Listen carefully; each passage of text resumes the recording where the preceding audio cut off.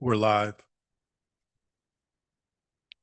Good evening, everyone. I'd like to call the March 23rd, 2026 meeting of the University City Council to order. Madam Clerk, would you please call the roll? Councilmember Teeman, Present. Councilmember McMahon, Here. Councilmember Brenner, Present. Councilmember Fuller, Here. Councilmember Smotherson. I see Councilmember Clay has arrived. Mayor Crowe. Here. Glad to see you this evening. Before you, you have the agenda. Are there any changes to the agenda? Honorable Mayor Crowe, I'd like to request the removal of item L2 at this time. Thank you very much. The acting city manager is asked to move L2 from the agenda this evening. I know we have some folks that are requesting to speak. You're still welcome to come up by all means and speak on it. That'd be just fine. Is there any Councilmember Brenner, you have your light on? No. Oh. There's been a request to amend the agenda. All those in favor of the amendment, please signify by saying aye. All those opposed? Now you have before you an amended agenda. Is there a motion to approve? Motion made by Councilmember McMahon, seconded by Councilmember Fuller. Is there a discussion? Hearing none, all those in favor, please signify by saying aye. Aye. Opposed? The ayes have it. You have before you the proclamation for Arbor Day. I think all the members have signed it, just letting everyone know. We have no minutes to approve, no appointments. We had two swearings in, Karen Palmer and Emily Johansson.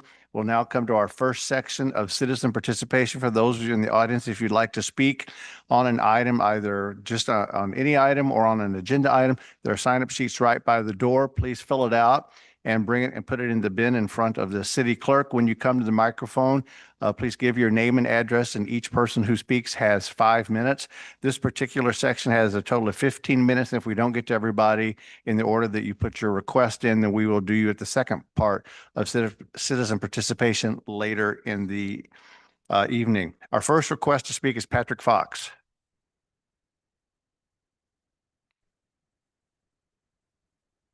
I didn't have to, she made the change.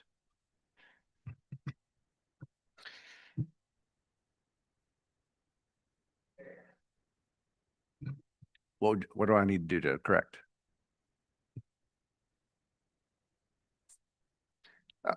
A motion and a second on the amendment of the agenda. I apologize. I'll make that motion. I've been schooled and I apologize. Motion made by Councilmember Teeman, seconded by Councilmember Brenner. We good on that one? Thank you very much. I apologize for that. Mr. Fox. Hello, my name is Patrick Fox. I live at 1309 Purdue. I wanted to take an opportunity as a Third Ward resident to share my frustration with a plan for the use of TIF funds discussed at the last City Council meeting. Some of the options that were proposed, while on the surface sound good, if implemented, would further divide and create an inequity if implemented. I'll start with my comments with anecdotal information and lay out some of the facts. The 10th season of HBO's comedy series Curb Your Enthusiasm had a story arc in which the main character, played by Larry David, had a terrible experience at a coffee shop and decided to open up a competing coffee shop next door. The premise was that it was called a spite store.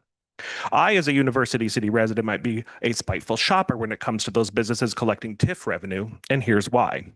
Some of the options being considered to support Third Ward homeowners include limitations or restrictions based upon household income. This is odd because at no point did the Third Ward Housing and Revitalization Task Force ever formally vote that income of homeowners be considered in what they recommended. What came before this council seems to be yet another series of city employees interpreting and modifying a public body's recommendation. In fact, from the individual who spoke at the last meeting, one option was removed entirely from the packet being presented. How peculiar. When comparing those proposals to existing initiatives the city has, it's hard to make a connection. The facade program that uses EDRST funds doesn't factor income of the property owner at all in its awards. It, like the TIF, generates revenue from sales tax. Why this proposed program would do things differently does not make sense. In fact, some property under the facade program has been awarded multiple times, and some projects that use those funds also are mixed properties with partial residential rental property, essentially giving awards to landlords of residential apartments. I purposely deferred some projects on my home in the Third Ward because I believe that as a Third Ward resident, I would have the same opportunity as anyone else in the Third Ward. If there are restrictions that reduce or eliminate my eligibility, I will have no choice but to become that spiteful shopper and encourage others to be spiteful shoppers and visit Costco in Manchester and Target in Brentwood, which I personally hate, but they are point of sale sales tax cities. Thank you. Thank you very much. Our next request to speak is Sean Baldwin. And if you'll push the button on the bottom of the microphone, then Hello, my name is Sean Baldwin and I live at 744 Syracuse Avenue, apartment 1N. I'm here to speak on behalf of a group of concerned citizens, several of whom are here tonight. Right now, U.S. residents are facing an unprecedented attack from the federal government. The Trump administration has made it clear they want to deport 100% of people without legal status by any means necessary.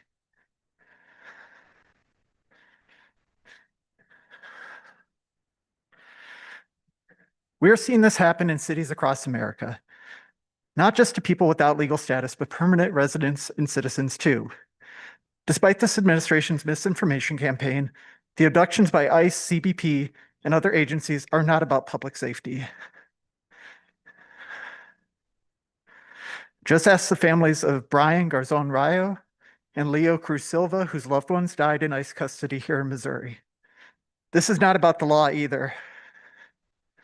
We've seen ICE and other federal agents completely ignore people's constitutional rights, breaking into homes and cars without a judicial warrant and attacking people who are legally observing.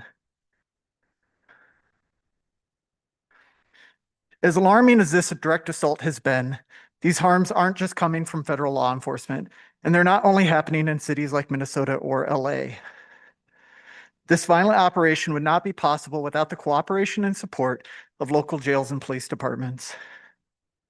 Here in the St. Louis region, 82% of all ICE detentions start with routine interactions with local police. Traffic stops in St. Anne and O'Fallon, Missouri, led to Jose Morales Calderon and Victor Lopez de Lara being detained. And those are just two of the most well-known examples. While University City does not have a 287G agreement with ICE, we are surrounded by more and more communities who have signed such agreements, and these include Hillsdale, Breckenridge Hills, Country Club Hills, and Woodson Terrace. The threat of ICE is closing in on all sides. Along with people losing their lives, quality of life is also disappearing. People have begun to shelter in place in their homes, parents choosing to keep their children home from school, families struggling to pay bills when the breadwinner gets detained and can't support them anymore. This is also violence causing real damage to our communities. We support the sentiments passed in Resolution 2026-01, which speaks to the critical role that local government plays in combating white supremacy and the discrimination behind these immigration policies that harm our community. But we must ask, what's next? What is the City Council doing to face this quiet crisis head on and support our neighbors who are most at risk? What commitments will you make so every resident feels safe enough to leave their home and our community remains united? The answers to these questions matter, and we ask that your answers come in the form of indecisive action. Thank you. thank you very much. Our next request to speak is Todd Dean.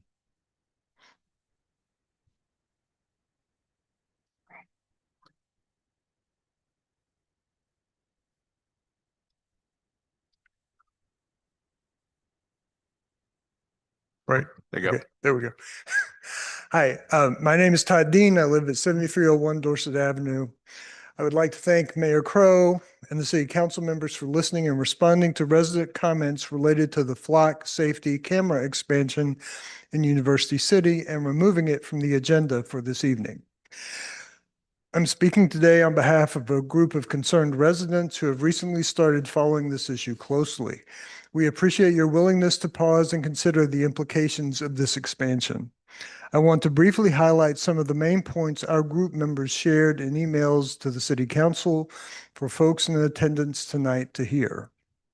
First, flock cameras collect license plate and other data and share it across a national database, which means data collected here in University City could be accessed by agencies throughout the U.S., including those with 287G cooperation agreements with ICE.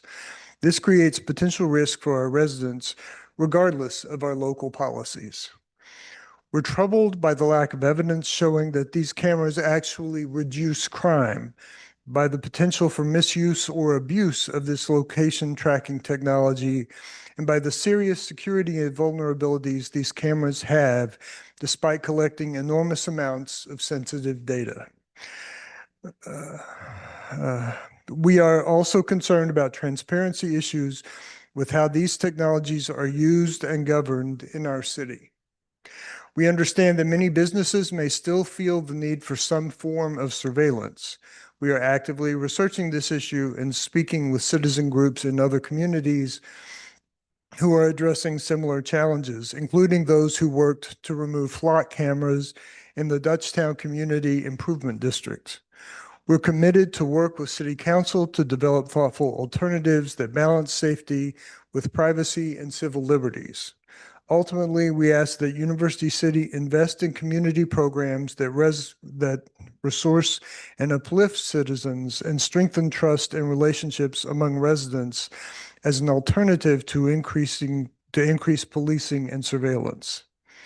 If an alternative technology is identified, we strongly urge the city to establish clear policies, ensure public oversight, and maintain complete transparency about how surveillance data is collected, accessed, and used.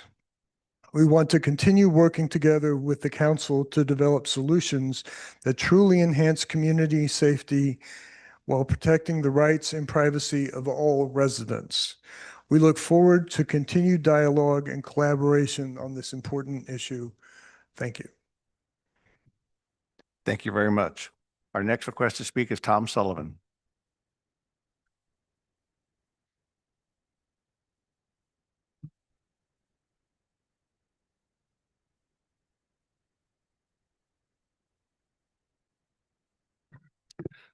Tom Sullivan, 751 Syracuse.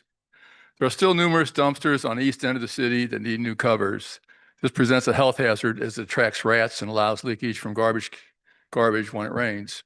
There are still utility wires hanging down in places. If city inspectors drove through the alleys once in a while, they might be surprised at what they find. There still needs attention to missing covers at the base of streetlight poles. If a youngster would happen to put his hand in one, they could be electrocuted. Kingsland Avenue needs a lot of attention. It should be a showplace street, but instead it's a mess from one end to the other. Just recently, the temporary detour around the loop construction highlighted a traffic problem.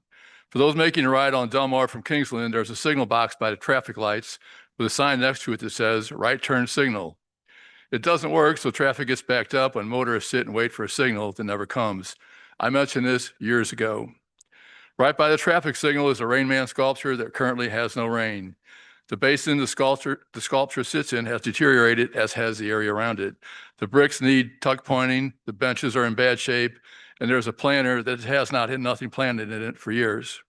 The Farmer Cicero's used to be on the corner in the loop's most prominent building. It is now into the 8th year the space has been vacant. The entrance to the big number 4 parking lot and on the Kingsland side of the lot are still a mess. There used to be nice trees and shrubs on the side, but no more. This is a bad look for the city. It's puzzling that the median on Kingsland is still mostly devoid of shrubs or flowers. Toward the north end, there is one remaining tree of the 4 puny ones that were planted there years ago. It appears to be dying. The county may be responsible for the median, but doubt they will want to improve the appearance. There are still 4 lights out at Olive and Kingsland. They have been out for 8 months or longer. This is one of the busiest intersections in the city. There's another street light out nearby on Chamberlain, right across from Shelley Walsh Park, which has no lighting. There needs better striping on Kingsland and places north of Olive. The renovated police station will be dedicated this week, and you will all likely wear your arms out, patting each other on the back. What it really demonstrated is the incompetence of city management in recent years and the steep price that taxpayers have to pay, along with the city's misplaced priorities. The cost of moving the police to the temporary trailer park, which was entirely avoidable, is probably in the many millions of dollars, much more even than the $1 million it is costing for the, quote, free dirt. At the same time, many needs in the city have gone unmet. Thank you for listening to my comments. Thank you. Our last request to speak is Mr. Glickert.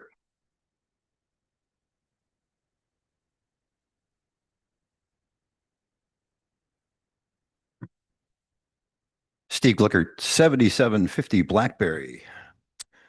Mr. Crow, I was sent a copy of your campaign literature on an email from a friend of mine. Many of the claims mentioned are dubious at best, as I was quite shocked and insulted by the claims on how this pertains to my situation, which has been a long and arduous task of getting you and the former city manager to actually deliver on what we're paying for, the zoning enforcement. That's a budgeted service that has been successfully delivered for decades by previous administrations, but has taken a serious dive under your leadership, and the damage as a result has been catastrophic. You claim to be a common sense problem solver. Where's that been for the last 8 years? Is that a recently acquired talent? At no time in the last 8 years have you offered that talent. In fact, in the last 8 years, you've offered nothing. Completely silent on 40 visits that I've been here on this subject. No comments, also no response or replies to the countless emails that I've sent. No suggestions, no recommendations, no solutions. Absolutely no contribution. In fact, if you weren't a problem solver at all, you were actually a significant part of the problem. You also claim to be focused on core city services to keep all neighborhoods safe, clean, and strong. You nor the city manager ever focused on zoning enforcement. By the way, zoning enforcement happens to be a core city service. And you surely haven't kept the neighborhoods clean, that's for sure. You also claim to be a professional and responsive. 12 times I asked you and the city manager a question. It was a simple question. I asked why you aren't utilizing a specific code. I asked it 4 times right here in this very chamber while submitting a copy of the code into the minutes. I referenced the code numerous times in countless emails. I've asked the same question 8 more times in those emails. You never replied. Your city manager neglected to answer until finally on the 12th attempt, 2 years later. Is that professional or responsive? 2 years in a row, I submitted my concerns via the link provided by the city for the State of the City address. Both times my concerns were never entertained. I'm sure you'll say that there were time constraints or had an overwhelming response and couldn't get to all the questions. That's fine. You knew who the question was from. Your city manager could have followed up the next day or so, but again, there was nothing. You also state that you're delivering results for the entire community while looking out for our neighbors.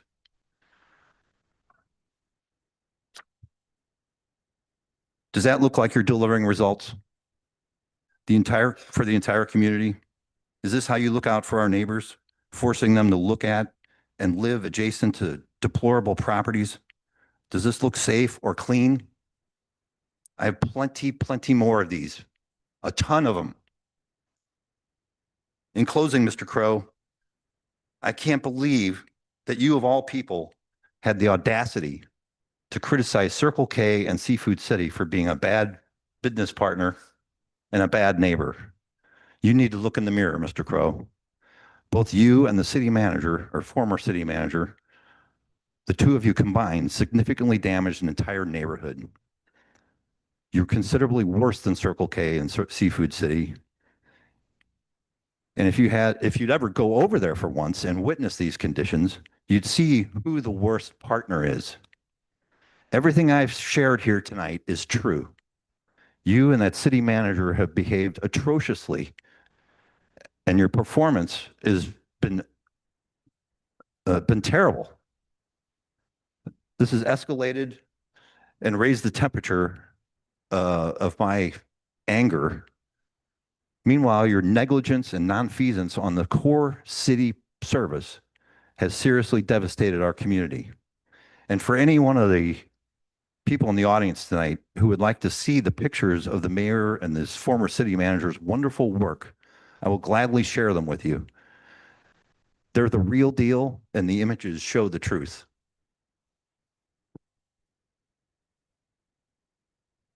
That concludes our citizen comments for the evening. We'll now move forward to council comments. Are there any council comments at this juncture of the agenda? Hearing none, we'll move forward. There is no public hearing. You have before you a consent agenda, which is items K 1, 2, 3, and 4. Is there a motion to approve the consent agenda? Motion made by Councilmember Brenner. Is there a second? Seconded by Councilmember Teeman. Is there a discussion? Hearing none. All those in favor, please signify by saying aye. Opposed? The ayes have it. On the city manager report, are there any updates this evening? No updates. Thank you very much. For this evening, we have no unfinished business. We have no new resolutions. We have introduction of bill. Introduction of the bill. Is there a who would like to introduce? Introduced by Mr. Fuller. Madam Clerk, may we have the first reading?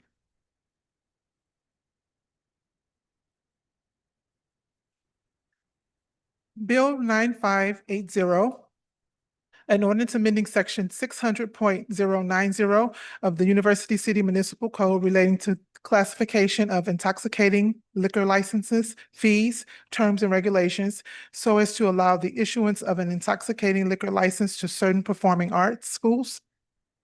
Thank you very much. We have before us another bill, which I don't have the number in front of me. Is there someone like to introduce? Councilmember Brenner. Madam Clerk, could you please read it? First reading.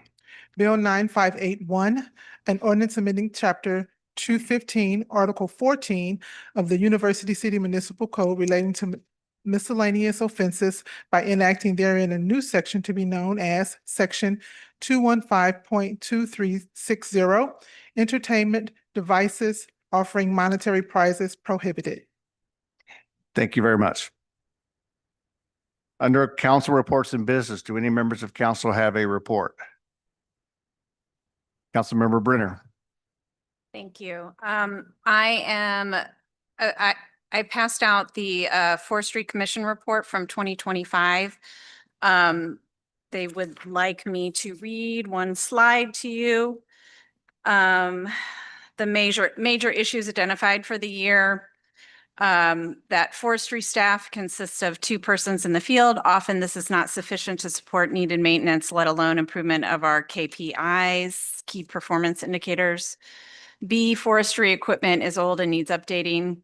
C, there are 795 planting sites where trees have been removed and have not been replaced. There are 462 planting sites in 2023. There were 462 planting sites in 2023, so this is an increase. There are 519 state county trees within U City that are not managed except for removal and storm damage cleanup. Outreach to the community regarding the they didn't write this right, I'm sorry. Outreach to the community has begun, and we intend to increase it in the upcoming year. And a comment that current storm cleanup policy for major storms detracts from forestry's daily mission. They would also like to have feedback from the council on how often you want a report given by the actual commission. We don't have to, we can decide that later, but in general, for commissions that don't necessarily have direct, like Planning Commission has direct votes that impact us. These commissions don't. So they want to know how often you want them to come forward to make a formal presentation. So that is my report with that, along with announcing that on April 3rd from 8:30 to 10:30, they will be celebrating Arbor Day. The Forestry Commission will be joining with the High School Environmental Club and EcoAct to plant some trees along Wilson Avenue. And anybody can go. Thank you. Thank you very much. Any other members have any reports? Hearing none, Madam Clerk, do we have any other requests to speak at this time? There are none. Thank you very much. Are there any council comments this evening? Councilmember Teeman. Thank you, Honorable Mayor. First of all, I want to thank the citizens that have come forward to speak about this flocks matter. As you know, I was the person that asked that this be held. And what I want to make clear to people is through comments that were made by citizens and other people. The amount of doubt about this is almost overwhelming, and I was able to uncover this doubt with almost a cursory search. I was able to find out that among the places that have rescinded their contract with Phlox is Denver, Boulder, Fort Collins, Flagstaff, Cambridge, Eugene, Oregon, Santa Cruz, Flagstaff, and Hillsborough in North Carolina. I was able to talk to about a half a dozen aldermen and council types that I've run into today by pure chance. And there's considerable doubt among some of our neighbors about this. I was also able to talk to 2 mayors, and in at least one case, their city rescinded their contract with Phlox. I'm open to any and all suggestions, and that's what I want to make clear. And that's what that's the way in which I wish to proceed. You know, please understand that I'm not against safety measures. I'm not against the notion that we can use cameras in places where there is absolutely no expectation of privacy, to use a term of art from our legal brothers and sisters. I question the contract. I question Phlox. Nor am I saying that my questions cannot be answered satisfactorily. And nor am I saying perhaps I'm wrong about all of this. But until we know more, this is something which we need to dialogue a lot about, because in just a short amount of time, I've heard from a half a dozen of my constituents, our constituents. I got an email from the mayor of Evanston about this. Nor is this, and I hope people don't think this is some fly-by-night thing, that, you know, the mayor of Evanston is also running for Congress this year. I mean, these are, you know, substantial folks. Anyway, I simply want to say that I think we need to dialogue much more about this, given the amount of doubt that I was able to uncover within 48 hours. Thank you for taking time for my words. Any other comments from members of council? Hearing none, I would welcome a motion to go into closed session according to Missouri Revised Statute 610.021, legal actions, causes of action, or litigation involving a public governmental body and any confidential or privileged communications between a public governmental body or its representatives or attorneys. Is there such a motion? Motion made by Councilmember Teeman. Is there a second? Seconded by Councilmember McMahon. Madam Clerk, would you please call the roll? Councilmember Teeman, Yes. Councilmember McMahon, Aye. Councilmember Brenner, Aye. Councilmember Fuller, Aye. Councilmember Smotherson, Councilmember Clay, Aye. Mayor Crowe. Aye. Thank you very much for joining us this evening.